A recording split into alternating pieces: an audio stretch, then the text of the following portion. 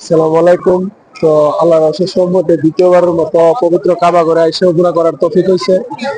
যদিও হচ্ছে কাজের উসিলাতে সৌদি আরবে আসা, কিন্তু আল্লাহর পবিত্র ঘর, জানি না এরকম টাকা কখনো হবে কিনা বা হবে কিনা যে দ্বিতীয়বার আর আসতে পারবো কিনা।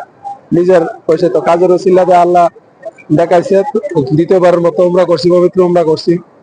আল্লাহর এই পবিত্র স্থাপনা দেখাইছে, তো আল্লাহর কাছে লাখ কোটি শুকরিয়া।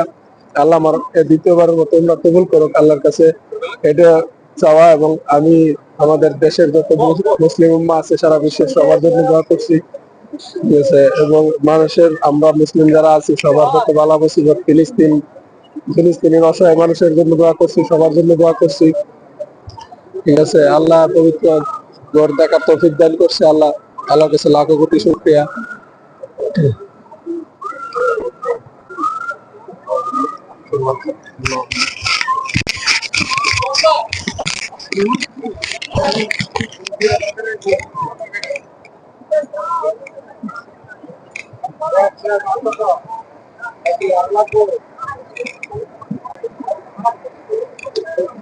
আল্লাহর পবিত্র কাবা ঘরে চুমো খাওয়ার তো ঢুকেছে।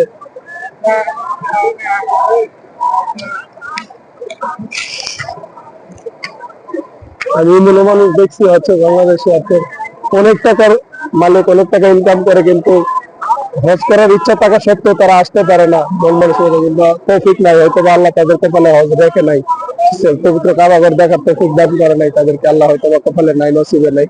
তো আল্লাহর কাছে লাখো কোটি শুকরিয়া, দ্বিতীয়বার তোমরা করতে পারছি।